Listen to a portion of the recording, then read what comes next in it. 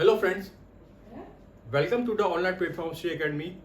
मेरा नाम है हर्ष गुप्ता और आज मैं आपसे जो टॉपिक डिस्कस करने जा रहा हूं वो है ब्लॉकचेन टेक्नोलॉजी।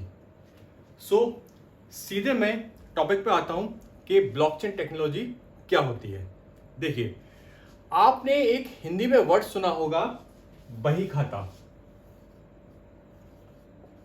बही खाता, ठीक है। इस वर्ड को इंग्लिश में बोला जाता है लेजर। क्या बोलते हैं? लेजर। जो आपका बही खाता था, बेसिकली क्या था? आपने देखा होगा कि आपके जो शॉपकीपर्स हैं, आपके जो बिजनेसमैन हैं, वो क्या करते हैं, उनका जो भी क्रेडिट और डेबिट होता है, उस पूरे क्रेडिट और डेबिट का हिसाब किताब वो कहाँ रखते हैं? वो बही खाते के अंदर या लेजर के अंदर रखते हैं। आपके व्यापारियों का जो भी क्रेडिट और डेबिट है, उस क्रेडिट और डेबिट का जो भी इंफॉर्मेशन या जो भी डेटा वो कहां से होती है? वो से होती है आपके बही खाते में या आपके लेजर में, ठीक है। ठीक इसी प्रकार जो आपका ब्लॉकचेन है वो भी क्या है? वो भी एक प्रकार का लेजर है। क्या है?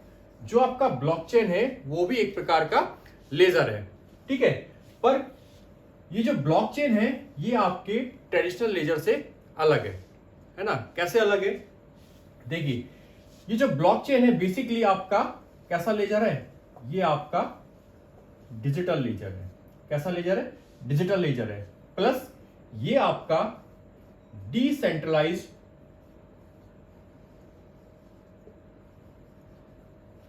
लेजर है। कैसा लेजर है? ये आपका डिजिटल लेजर है, प्लस ये आपका डिसेंट्रलाइज्ड लेजर है, प्लस ये आपका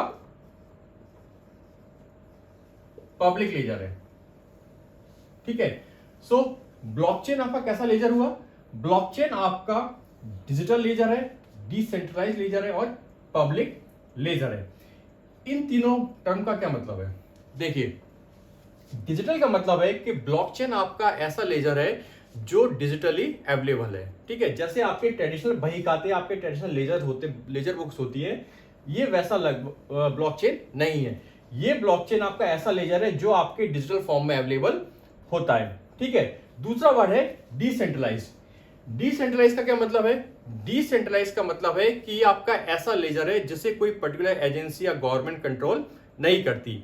बेसिकली ब्लॉकचेन आपका ऐसा सिस्टम है जो आपके डिसेंट्रलाइज सिस्टम के थ्रू मैनेज किया जाता है। मतलब यहां पे आपको किसी भी थर्ड पार्टी की जरूरत नहीं पड़ती। जैसे हम लोग जो आपस में ट्रांजेक्शन करते हैं पैसों का, तो कैसे करते हैं? सपोज आपके दो लोग हैं, ए और बी, इनको आपस में पैसों का ट्रांजेक्शन करना है, तो कैसा होगा? किसी ना किसी बैंक की जरूरत पड़ेगी, है ना। किसी ना किसी बैंक के थ्रू ही क्या करते हैं हम लोग अपना फाइनेंशियल ट्रांजेक्शन करते हैं। बेसिकली नॉर्मल केस में क्या पड़ रहा है हमको? नॉर्मल केस में हमको थर्ड पार्टी की जरूरत पड़ रही है, जो क्या है? आपका बैंक। जहां आपका ये ब्लॉकचेन सिस्टम है, ये कैसा है आपका? ये आपका डिसेंट्रलाइज सिस्टम है। मतलब यहां पर आपको थर्ड पार्टी की जरूरत नहीं पड़ती है। यहां पे विदाउट थर्ड पार्टी कोई भी दो लोग आपस में पीयर टू पीयर ट्रांजेक्शन करते हैं, उन्हें किसी भी थर्ड पार्टी जैसे बैंक की जरूरत नहीं पड़ेगी, ठीक है।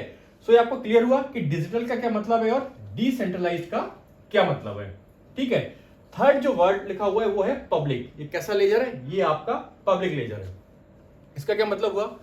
देखिए, पब्लिक लेजर का मतलब है कि ये आपका ऐसा लेजर है जिस लेजर की आपकी जो भी इंफॉर्मेशन है, इस लेजर से संबंधित आपकी जो भी इंफॉर्मेशन है, वो सारी इंफॉर्मेशन उन सभी लोगों के पास होगी जो कि आपके ब्लॉकचेन नेटवर्क से जुड़े हुए हैं। फिर से रिपीट करता हूं, ये आपका ऐसा लेजर है, पब्लिक लेजर से मतलब आपके ऐसे लेजर से है कि इस लेजर में आपकी जो भी इंफॉर्मेशन, आपका जो भी डेटा होगा, वो उन सभी लोगों के पास समान रूप से होगा जो कि आपके ब्लॉकचेन में उपस्थित है, या कि दूसरे वर्ड में बोल सकते हैं जो कि आपके ब्लॉकचेन में प्रेजेंट है, ठीक है। ऐसे सभी लोग जो आपके ब्लॉकचेन नेटवर्क से कनेक्टेड है, उन सभी के पास इक्वली क्या होगा? इस लेजर से रिलेटेड जो भी इंफॉर्मेशन डेटा है उनके पास होगा। इसलिए से क्या बोलते हैं? इसलिए इसे पब्लिक लेजर बोला जाता है, ठीक है। ये आपके वर्ड क्लियर हुए कि ब्लॉकचेन आपका क्या है? बेसिकली ब्लॉकचेन आपका एक लेजर है जो किस टाइप का है? जो कि आपका एक डिजिटल लेजर है, प्लस ये आपका डिसेंट्रलाइज्ड लेजर है, प्लस ये आपका कैसा? पब्लिक लेजर है, ठीक है। डिसेंट्रलाइज का मतलब आपको समझ में आया कि किसी भी पर्टिकुलर एजेंसी या इंडिविजुअल का इस पे कंट्रोल नहीं होता है। प्लस ये कैसा है, पब्लिक है, मतलब इस ब्लॉकचेन नेटवर्क से जितने भी लोग जुड़े होंगे उन सभी के पास आपके ब्लॉकचेन से रिलेटेड जो भी आपका लेजर है उससे रिलेटेड जो भी इंफॉर्मेशन है वो उनके पास होगी। ठीक है, अब अभी मैंने आपसे बही खाते की बात की थी कि हम लोग क्या करते हैं, जो व्यापारी लोग होते हैं वो क्या करते हैं, बिजनेसमैन आपके क्रेडिट और डेबिट का हिसाब किताब किसमें रखते हैं, बही खाते या लेजर बुक में रखते हैं। सो एक्चुअली ये लोग कर क्या रहे हैं, ये लेजर बुक में क्या रख रहे हैं, पैसा तो रख नहीं रहे हैं, है ना, कि नोट रख रहे हो, ये क्या रख रहे हैं, इनके जो भी क्रेडिट डेबिट हुए या कह सकते हैं इनका जो भी ट्रांजेक्शन्स हुआ है उन ट्रांजेक्शन्स की जो नॉलेज की जो इंफॉर्मेशन है या जो डेटा है वो किसमें सेव करते हैं, वो ये लेजर या बही खाते में सेव करते हैं। ठीक है, ठीक इसी तरह जो आपका ब्लॉकचेन है ये भी क्या है आपका, ये भी आपका एक लेजर है ना, डिजिटल लेजर है, डिसेंट्रलाइज्ड लेजर और पब्लिक लेजर है। सो हम बोल सकते हैं कि ब्लॉकचेन आपका एक ऐसा लेजर है जिसमें ऐसा कोई भी ट्रांजेक्शन जिसकी कोई वैल्यू हो उस ट्रांजेक्शन को हम किसमें रिकॉर्ड कर सकते हैं, ब्लॉकचेन लेजर में रिकॉर्ड कर सकते हैं। क्या मतलब हुआ इसका, जैसे फॉर एग्जांपल हम क्रिप्टो करेंसी का एग्जांपल लेते हैं बिटकॉइन का, तो बिटकॉइन जो है उसकी एक वैल्यू है ना, जैसे आपके 100 रुपए के नोट की आपके 2000 के नोट की वैल्यू होती है और उसी वैल्यू की वजह से क्या है हम उस रुपए का कुछ भी चीज उस रुपए से खरीद सकते हैं ना, व्यापार कर सकते हैं, ट्रेड कर सकते हैं। ठीक इसी प्रकार जो बिटकॉइन होता है उसकी भी क्या है, वैल्यू होती है ना, बिटकॉइन से भी हम ट्रेड कर सकते हैं। सो ऐसा कोई भी ट्रांजेक्शन जिसकी कोई वैल्यू हो उस ट्रांजेक्शन से रिलेटेड जो भी इंफॉर्मेशन या डेटा है उसको हम ब्लॉकचेन के अंदर रिकॉर्ड कर सकते हैं।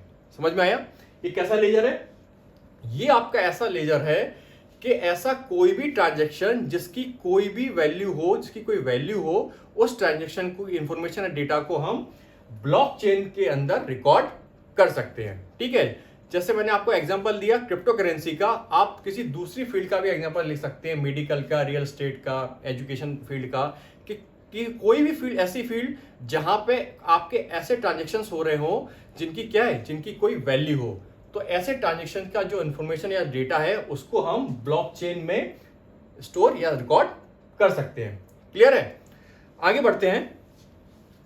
देखिए ये जो ब्लॉकचेन है बेसिकली इसके अंदर आपको फैसिलिटी मिलती है कि आप जो ट्रांजेक्शन्स कर रहे हो वो कैसे है, वो एनोनिमस हो सकते हैं, मतलब जो लोग ट्रांजेक्शन कर रहे हैं उनकी आइडेंटिटी रिवील नहीं होती है ना, पता नहीं चलता है कि कौन लोग ट्रांजेक्शन कर रहे हैं, किन लोगों के बीच में ट्रांजेक्शन हो रहा है। सो आपकी जो आइडेंटिटी होती है वो ब्लॉकचेन टेक्नोलॉजी के अंदर छिपी रहती है। ठीक है, आपकी जो पहचान है वो सामने नहीं आती है। ठीक, आगे बढ़ते हैं। देखिए ये जो ब्लॉकचेन है इसमें एक्चुअली होता क्या है,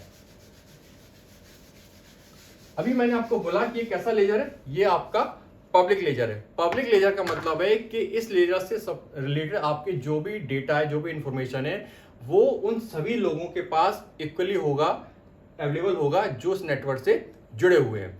तो बेसिकली होता क्या है कि ब्लॉकचेन के अंदर आपके बहुत सारे क्या होते हैं, कंप्यूटर्स लगे रहते हैं, बहुत सारे आपके कंप्यूटर्स लगे होते हैं। ठीक है, सो ब्लॉकचेन के अंदर आप जो भी आपका डेटा, नया डेटा आता है तो वो डेटा किसी एक पर्टिकुलर कंप्यूटर या इनको क्या बोलते हैं, इनको नोड्स भी बोला जाता है। ठीक है, सो आपका जो भी नया डेटा आता है वो एक पर्टिकुलर नोड तक ही सीमित नहीं रहता, यानी एक पर्टिकुलर नोड पे ही वो स्टोर नहीं होता।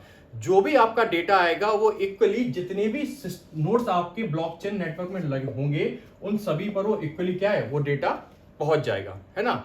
ऐसा नहीं हो सकता कि आपका नया डेटा आया वो कुछ पर्टिकुलर नोड्स या कंप्यूटर्स पे स्टोर हो जाए। इस सिस्टम में, इस नेटवर्क में आपके जितने भी नोड्स या कंप्यूटर लगे होंगे उन सभी कंप्यूटर्स पे वो डेटा इक्वली स्टोर हो जाता है। क्लियर है, आगे देखते हैं।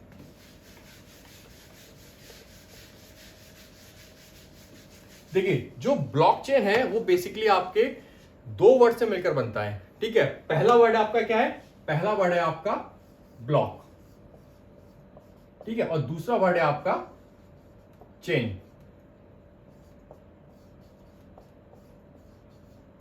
चेन को हिंदी में बोलते हैं की श्रृंखला। ठीक है, चेन क्या होता है, बेसिकली आपके क्रिप्टोग्राफी से रिलेटेड है, जिसको मैं अभी आगे आपको बताऊंगा। जो आपकी क्रिप्टोग्राफी कीज होती है वो आपकी चेन से रिलेटेड है, ठीक है। पहले हम आते हैं कि ब्लॉक का क्या मतलब है। ब्लॉकचेन टेक्नोलॉजी में जो ब्लॉक वर्ड है उसका क्या मतलब है। देखिए, ब्लॉकचेन टेक्नोलॉजी के अंदर जो ब्लॉक है उससे मतलब है डेटा ब्लॉक से। किससे मतलब है? ब्लॉक से मतलब बेसिकली आपका डेटा ब्लॉक से है। मतलब क्या हुआ इसका कि ब्लॉकचेन टेक्नोलॉजी के अंदर आपके जो ब्लॉक्स है वो बेसिकली क्या है, वो आपके डेटा ब्लॉक्स कहलाते हैं। क्या कहलाते हैं? Data blocks. मतलब इन ब्लॉक्स के अंदर आप क्या स्टोर करते हो? इन ब्लॉक्स के अंदर आप डेटा को स्टोर करते हो। कोई भी आपका ऐसा ट्रांजेक्शन जिसकी कोई वैल्यू हो, उस ट्रांजेक्शन से रिलेटेड इंफॉर्मेशन या डेटा को आप किसमें स्टोर करते हो? इन ब्लॉक्स के अंदर स्टोर करते हो, ठीक है। देखिए होता कैसा आपको बताता हूं।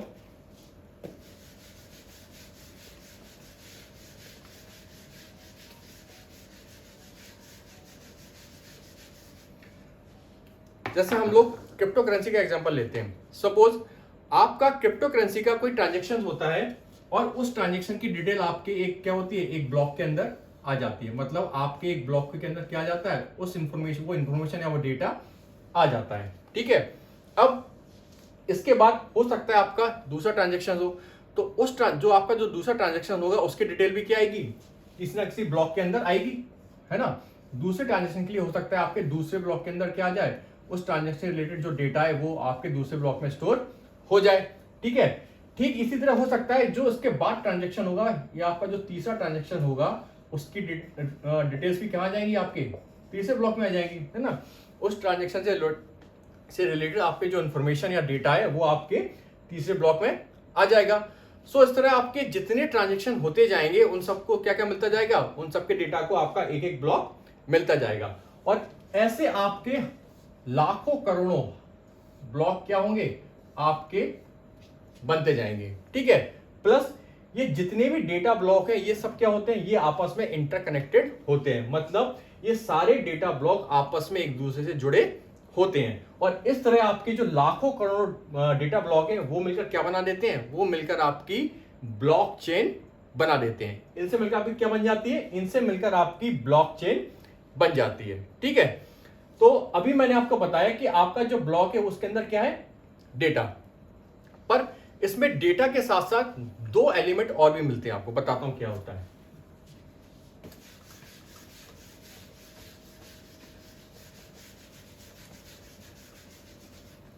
देखिए अभी मैंने आपको बोला कि आपका जो भी डेटा ब्लॉक है उसके अंदर क्या है, आपके ट्रांजेक्शन्स की क्या इंफॉर्मेशन है, डेटा स्टोर रहता है, ठीक है। सो बेसिकली होता क्या है कि आपका कोई भी ब्लॉक हो उसके अंदर डेटा तो होगा ही, उसके अंदर डेटा तो होगा ही, साथ ही उसके अंदर क्या रहता है, जैसे मान लीजिए आपका ये ब्लॉक है, इसके अंदर आपको पता है क्या है, सबसे पहले तो क्या होगा, इसके अंदर एक डेटा होगा आपके ट्रांजेक्शन से रिलेटेड, ठीक है। प्लस इसके अंदर होगा एक हैश। क्या होगा, हैश। हैश क्या होता है, हैश बेसिकली एक कोड है। क्या है, एक कोड है।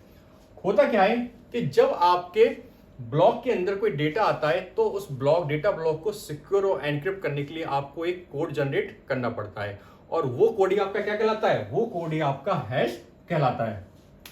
अभी मैंने बताया कि ब्लॉकचेन के अंदर आपके बहुत सारे कंप्यूटर्स लगे रहते हैं। सो बेसिकली इन कंप्यूटर्स के द्वारा ही क्या होता है, आपके जो डेटा ब्लॉक है उसको सिक्योर और एनक्रिप्ट किया जाता है। सो बेसिकली आपके डेटा ब्लॉक को एनक्रिप्ट करने के लिए आपके जो कंप्यूटर्स हैं वो क्या करते हैं, एक कोड जनरेट करते हैं, और उस कोड को क्या कहते हैं, उस कोड को हैश बोला जाता है।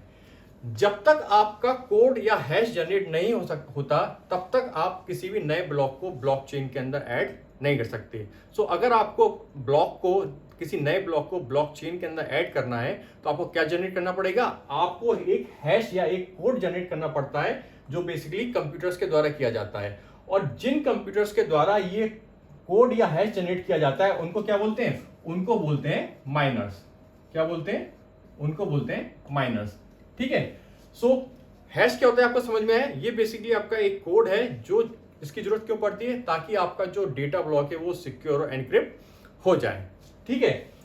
सो आपके ब्लॉक के अंदर क्या क्या है, एक तो आपका जो डेटा ब्लॉक है उसके अंदर क्या मिलेगा, आपको डेटा मिलेगा, प्लस दूसरा क्या मिलेगा, दूसरा मिलेगा आपको हैश।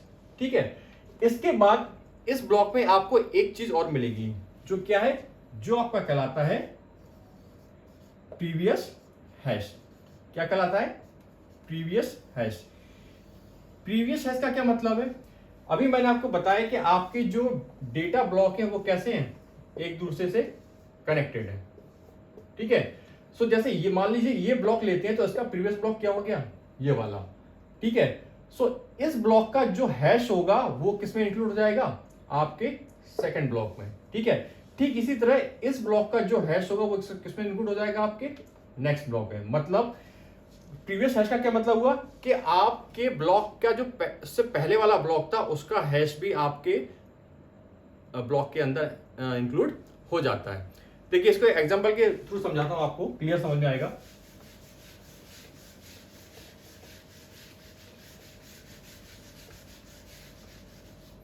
मान लीजिए यहां पे 4 डेटा ब्लॉक्स हैं।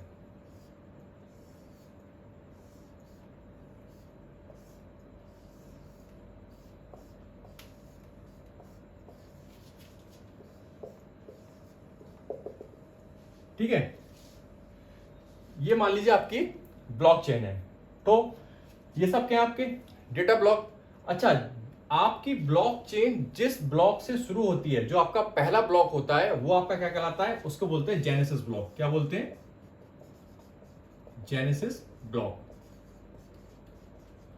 आपकी ब्लॉकचेन का जो सबसे पहला ब्लॉक होता है वो क्या कहलाता है, वो कहलाता है आपका जेनेसिस ब्लॉक। ठीक है, तो अभी मैंने आपको बताया था कि आपके जितने भी डेटा ब्लॉक हैं उन सब में क्या मिलेगा, आपको डेटा मिलेगा। तो जितने भी आपके ब्लॉक हैं उन सब में क्या मिलेगा, आपको डेटा।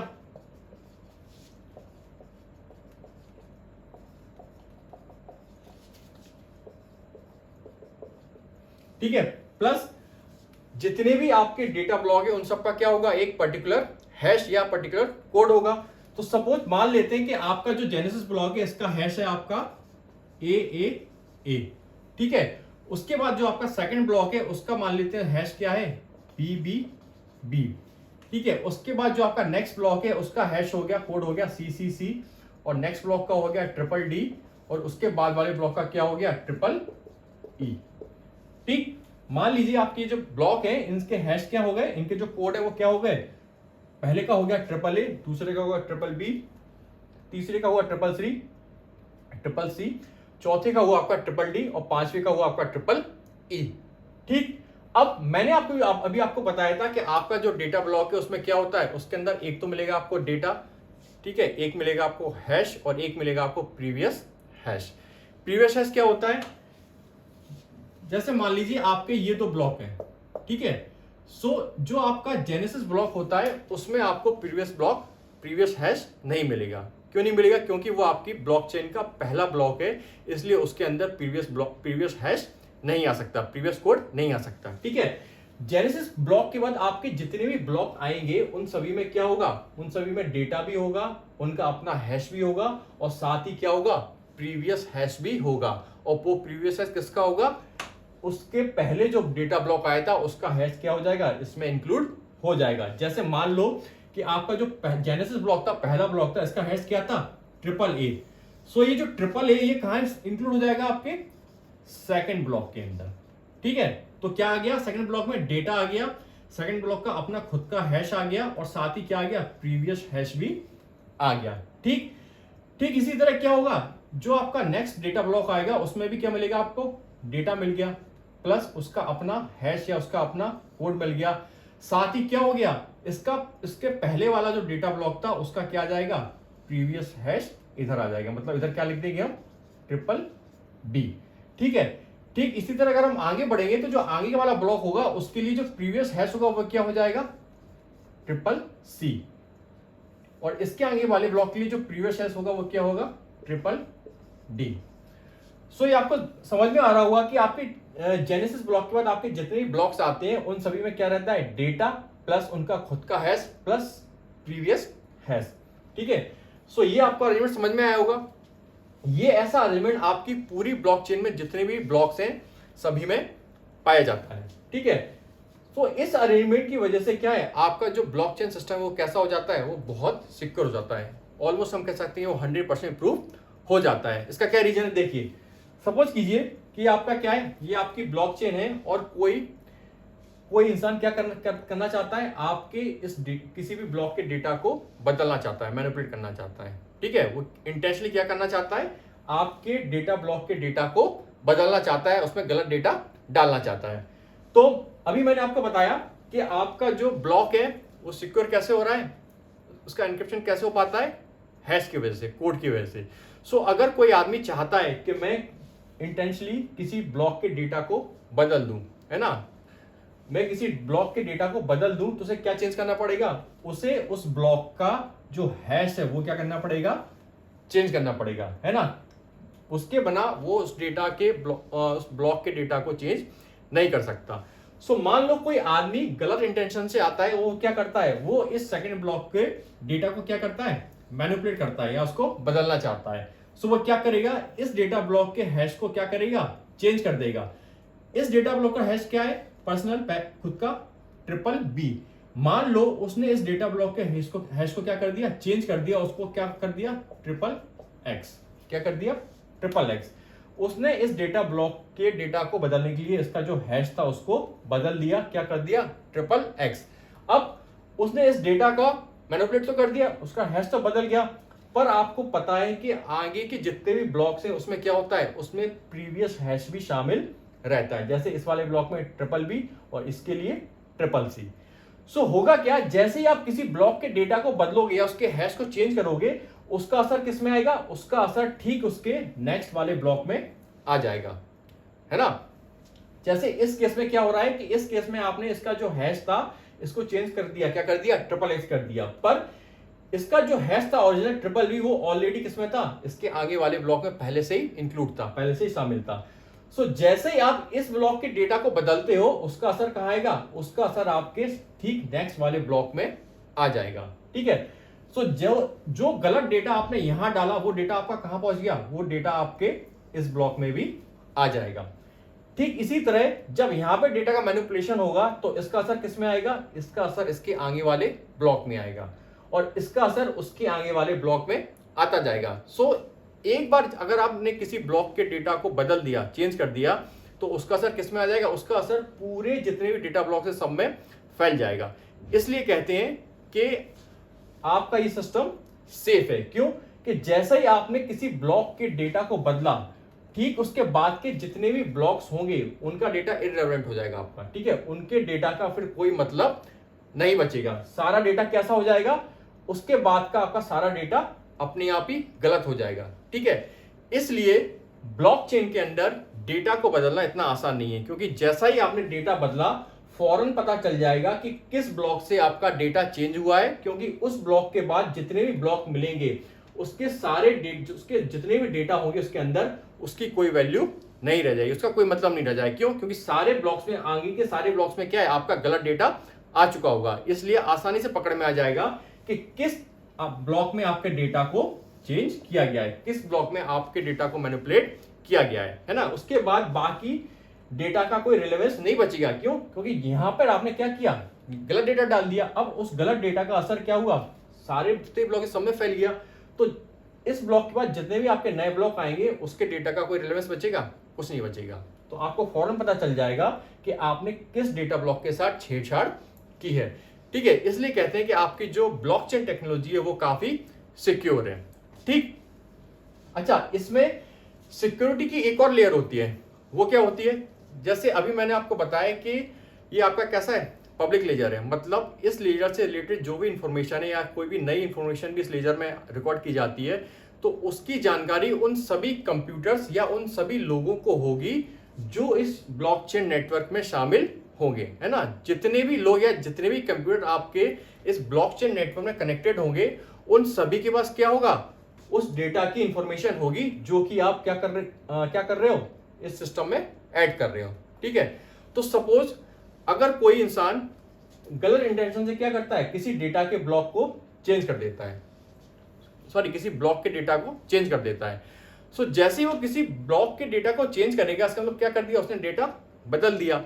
और आपको पता है कि जो भी डेटा होता है उसकी सारी कॉपी हर एक नोड्स पे आपको मिलती है। मतलब जितने भी लोग आपके नेटवर्क से कनेक्टेड है उन सभी के पास उस डेटा की कॉपी ऑलरेडी पहले से होती है। सो जैसे ही आप डेटा चेंज करोगे तो बाकी के लोग क्या करेंगे, बाकी के लोग उनके साथ भी इंफॉर्मेशन पहुंचेगी कि आपने क्या किया है, डेटा को चेंज किया है ना। अब जैसे ही आपका डेटा चेंज होता है तो जो बाकी के नोड्स हैं, बाकी के जो कंप्यूटर हैं या बाकी के जो लोग आपके नेटवर्क से जुड़े हुए हैं वो क्या करेंगे, वो इस डेटा चेंज को वैलिडेट करेंगे। मतलब क्या करेंगे, वो चेक करेंगे कि ये जो डेटा चेंज हुआ है ये जेन्युइन है या फेक है, गलत इंटेंशन के साथ हुआ है या आपका जेन्युइन है। सो अगर ये पाया जाता है कि आपका जो डेटा है वो गलत इंटेंशन के साथ बदला गया है तो बाकी जितने भी लोग इस नेटवर्क से जुड़े हुए हैं या बाकी जितने भी कंप्यूटर इस नेटवर्क से जुड़े हुए हैं वो क्या करेंगे, वो इसको डिस्क्वालीफाई कर देंगे। मतलब क्या करेंगे, वो इसको वैलिडेट नहीं करेंगे, वो बोल देंगे कि आपका जो डेटा है वो क्या है, वो आपका फेक डेटा है, वो आपका गलत इंटेंशन के साथ फीड किया गया है। सो ऐसा होते ही क्या होगा, ऐसा होते ही आपका जो डेटा है आप जिसको बदलना चाहते थे वो डेटा आपका ऐड नहीं हो पाएगा, है ना।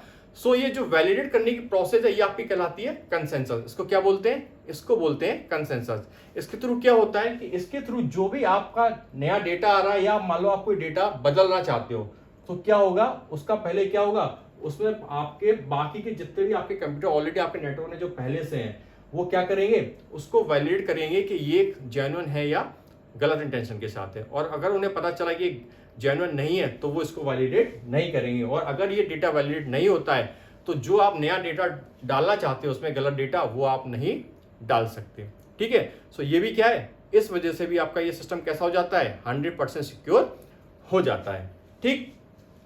सो ये आपको समझ में आया कि डेटा ब्लॉक्स का मतलब क्या होता है।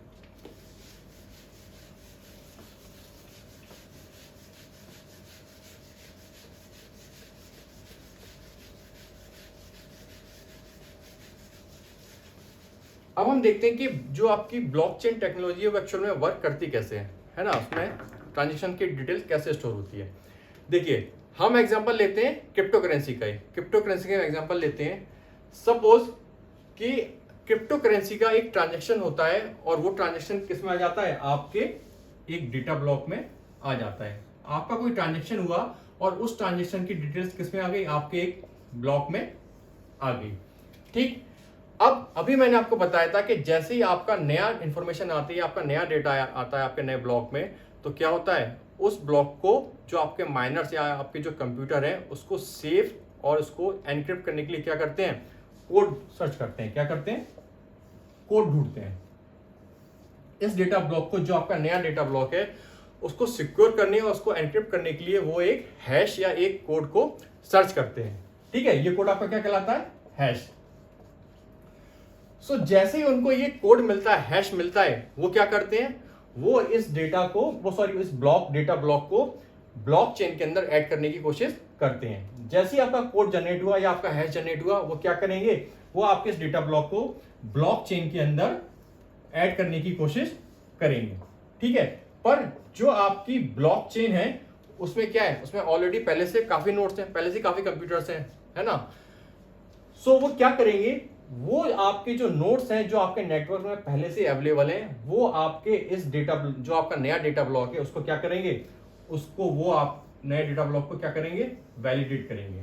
मतलब वो जांच करेंगे कि आप जो नया डेटा ब्लॉक डाल रहे हो, ऐड कर रहे हो, वो जेन्युइन है या नकली है, फेक है, ठीक है। अगर उनके वैलिडेशन में पाया जाता है कि आपका जो डेटा ब्लॉक है वो कैसा है, एकदम जेन्युइन है, तो क्या होगा, वो आपके जो नया डेटा है उसको क्या कर देंगे, डेटा ब्लॉक को वैलिडेट कर देंगे। मतलब आपके सिस्टम में जो पहले से आपके नोड्स या कंप्यूटर लगे हुए हैं वो क्या करेंगे, वो इस बात को वैलिडेट कर देंगे कि आप जो नया डेटा ब्लॉक ऐड कर रहे हो वो 100% जेन्युइन है, ठीक है। वैलिडेट करने की प्रोसेस अभी मैंने आपको बताया क्या कहलाती है, इस प्रोसेस को कहते हैं कंसेंसस। क्या बोलते हैं, कंसेंसस। सो कंसेंसस की प्रोसेस में अगर आपके जो ऑलरेडी पहले से एग्जिस्टिंग नोड्स हैं, अगर वो ये वैलिडेट कर देते हैं कि आप जो नया डेटा ब्लॉक ऐड कर रहे हो वो आपका जेन्युइन है, तो जैसे ही आपका ये वैलिडेशन होता है वो डेटा ब्लॉक क्या हो जाएगा, वो डेटा ब्लॉक आपके ब्लॉकचेन में ऐड हो जाएगा, ठीक है। नए डेटा ब्लॉक जैसे ही आपके ब्लॉकचेन में ऐड होगा, इसका मतलब है कि उस डेटा ब्लॉक के अंदर जो इंफॉर्मेशन है वो क्या हो गई, वो आपकी परमानेंट स्टोर हो गई। अब ब्लॉकचेन में ऐड होने के बाद आप उस इंफॉर्मेशन को चेंज नहीं कर सकते। एक बार उस डेटा ब्लॉक के अंदर आपकी जो इंफॉर्मेशन आ गई ब्लॉकचेन के अंदर, वो हमेशा वही बनी रहेगी, उसके अंदर आप किसी भी तरह का चेंज नहीं कर सकते। ठीक है, सो जैसे ही आपका जो नया डेटा ब्लॉक ब्लॉकचेन के अंदर ऐड होगा, तो जो माइनर कंप्यूटर था जिसने आपके डेटा ब्लॉक को क्या किया था, इस ब्लॉकचेन के अंदर ऐड करवाया था, उस माइनर कंप्यूटर को क्या मिल जाएंगे, उस माइनर कंप्यूटर को क्रिप्टो कॉइन मिल जाएंगे, है ना। जैसे क्या कहते हैं, जैसे कहते हैं प्रूफ ऑफ वर्क, है ना। क्योंकि जो माइनर कंप्यूटर है उसी ने क्या किया, आपके डेटा ब्लॉक को ऐड करवाया।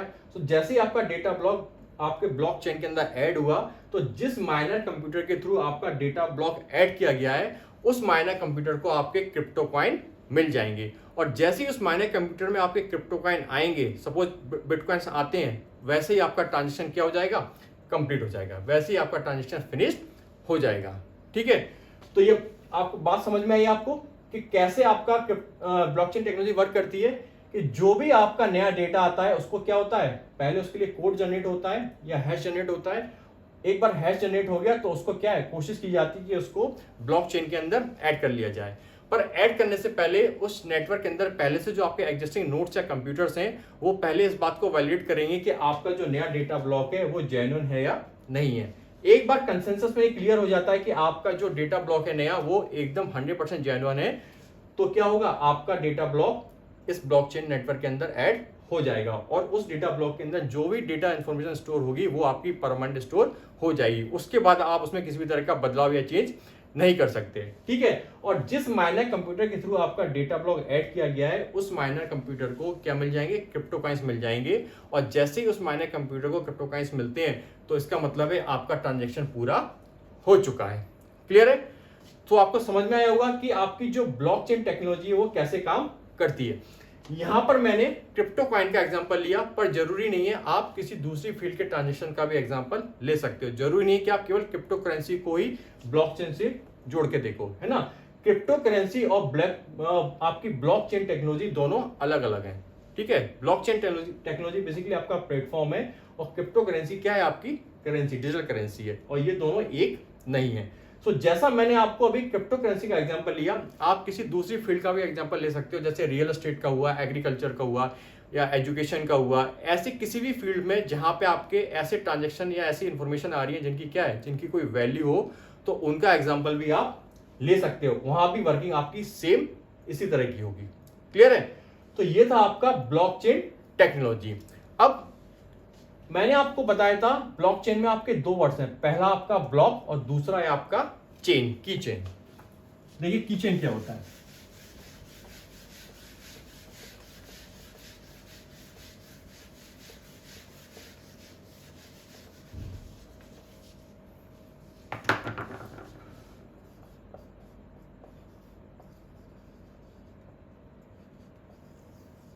देखिए अभी मैंने आपको बताया था कि आपका जो डेटा ब्लॉक होते हैं उसको सेव करने के लिए आपको क्या करना पड़ता है, उनका एन्क्रिप्शन करना पड़ता है।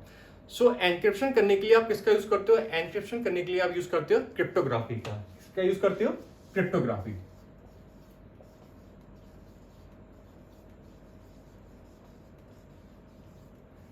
क्रिप्टोग्राफी क्या है, क्रिप्टोग्राफी बेसिकली आपकी साइंस है सीक्रेट राइटिंग की। किसकी साइंस है, सीक्रेट राइटिंग की।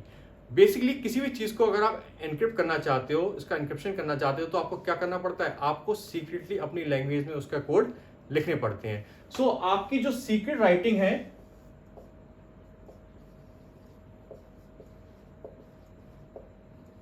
आपकी सीक्रेट राइटिंग की जो साइंस है वही आपकी क्या कहलाती है, वो आपकी कहलाती है क्रिप्टोग्राफी। क्रिप्टोग्राफी में क्या करते हैं हम, उसका क्रिप्टोग्राफी की हेल्प से हम उस डेटा ब्लॉक को एनक्रिप्ट कर देते हैं। ठीक है, जिससे वो आपका सेफ हो जाता है। ठीक है, सो ये आपका क्या कहलाता है, क्रिप्टोग्राफी। अब क्रिप्टोग्राफी में बेसिकली हम क्या इसका यूज करते हैं, कीज का यूज करते हैं। क्रिप्टोग्राफी के अंदर हम कीज का यूज करते हैं। तो बेसिकली क्रिप्टोग्राफी के अंदर आप दो तरह की कीज का यूज करते हो। पहला आपका कहलाता है प्राइवेट की।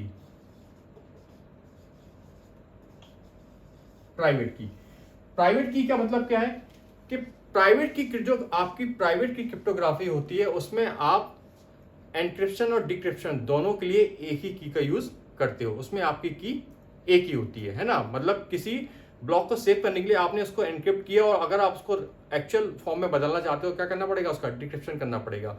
सो उसके लिए आप एक सिंगल की का ही यूज करते हो, वो आपकी क्या कहलाती है, वो आपकी कहलाती है प्राइवेट की। ठीक, दूसरी आपकी कहलाती है पब्लिक की।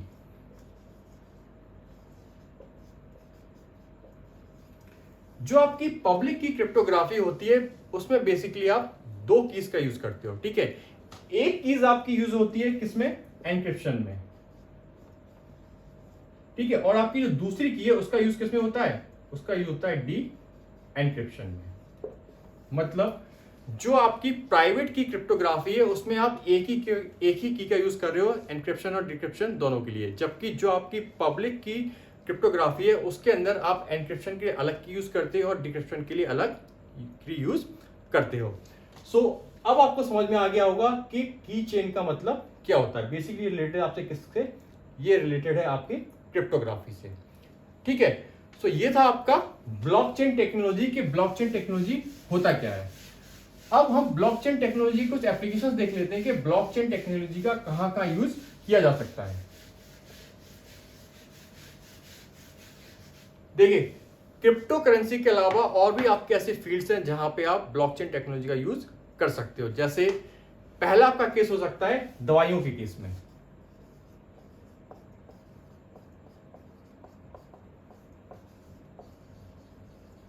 ड्रग्स के केस में, दवाइयों की फील्ड में भी आप ब्लॉकचेन टेक्नोलॉजी का यूज कर सकते हो। उससे क्या फायदा होगा, अगर दवाइयों की फील्ड में आप, ड्रग्स के फील्ड में आप ब्लॉकचेन टेक्नोलॉजी का यूज कर रहे हो तो इसके हेल्प से आप क्या कर सकते हो, आपका जो प्रोडक्ट है आप अपने प्रोडक्ट के प्रोडक्शन से लेके उसकी सेलिंग तक जितनी भी आपकी पूरी प्रोसेस है उस प्रोसेस को आप इजीली ट्रैक कर सकते हो, है ना।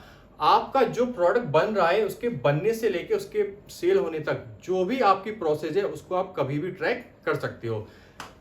सो बेसिकली होगा क्या कि प्रोडक्शन से लेके आपका सेलिंग तक आपकी जो भी इंफॉर्मेशन होगी वो आपकी किसमें सेव हो जाएगी, वो सारी आपकी डेटा ब्लॉक के अंदर सेव हो जाएगी। और आपको पता है कि एक बार डेटा ब्लॉक के अंदर आपकी इंफॉर्मेशन आ गई तो फिर आप उसे चेंज नहीं कर सकते, है ना। सो बेसिकली इस फील्ड, आपकी दवाइयों की फील्ड के अंदर अगर आप ब्लॉकचेन टेक्नोलॉजी का यूज कर रहे हो तो आप इजीली पता लगा सकते हो कि आपकी दवाइयां असली हैं या नकली। क्यों, शुरू से लेके अंत तक, उनके प्रोडक्शन से लेके उनके सेल होने तक सारी इंफॉर्मेशन आपके डेटा ब्लॉक्स में सेव हो जाती है जो कि बदली नहीं जाती। सो आप इजीली ट्रैक कर सकते हो कि आपका जो प्रोडक्ट है उसमें वो असली है या नकली। ठीक ठीक इसी प्रकार जो आपका एग्रीकल्चर का फील्ड है और आपका जो रियल एस्टेट का फील्ड है उसमें भी क्या है, उसमें भी आप ब्लॉकचेन टेक्नोलॉजी को यूज कर सकते हो। जैसे एग्रीकल्चर की फील्ड में क्या होता है कि बहुत से आपके जो किसान फार्मर्स हैं उनके पास क्या है, उनके लैंड के डॉक्यूमेंट्स या दस्तावेज नहीं होते, जिस वजह से उनको लोन नहीं मिल पाता। सो अगर आप एग्रीकल्चर की फील्ड में ब्लॉकचेन टेक्नोलॉजी को यूज कर रहे हो तो क्या होगा, आपकी जमीन से, आपके लैंड या आपकी जमीन से रिलेटेड जो भी आपके डॉक्यूमेंट्स होंगे, उनसे रिलेटेड जो भी इंफॉर्मेशन होगी वो आपके डेटा ब्लॉक्स में इजीली सेव हो जाएगी। और एक बार आपके डेटा ब्लॉक्स के अंदर इंफॉर्मेशन आ गई तो फिर उनको आप किसी भी तरह से चेंज नहीं कर सकते, है ना। सो आपका एग्रीकल्चर के फील्ड में भी आप ब्लॉकचेन टेक्नोलॉजी को यूज कर सकते हो। ठीक इसी प्रकार देखा जाए तो जो हमारे यहाँ इलेक्शंस होते हैं वहां भी आप ब्लॉकचेन टेक्नोलॉजी का यूज कर सकते हो। कैसे कर सकते हो, जैसे आपने सुना होगा कई बार ई वोटिंग के बारे में बोला जाता है कि इंडिया में क्या होना चाहिए, ई वोटिंग लागू होनी चाहिए। सो ई वोटिंग का मतलब क्या है, ई वोटिंग का मतलब है कि आप इंडिया के किसी भी कोने में कहीं पर भी बैठे हो आप वहां से ऑनलाइन वोट डाल सकते हो। सो अगर ई वोटिंग का कॉन्सेप्ट इंडिया में आता है तो इस केस में ब्लॉकचेन टेक्नोलॉजी आपकी बहुत हेल्पफुल हो सकती है।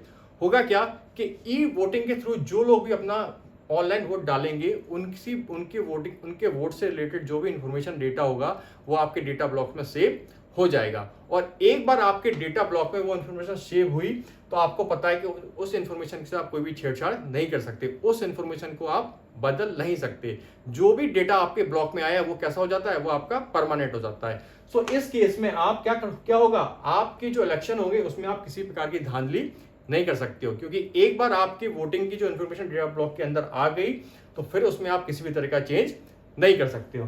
ठीक है, सो ये आपका किस में आ जाएगा, ई वोटिंग के फील्ड में आपको इससे काफी हेल्प मिल सकती है।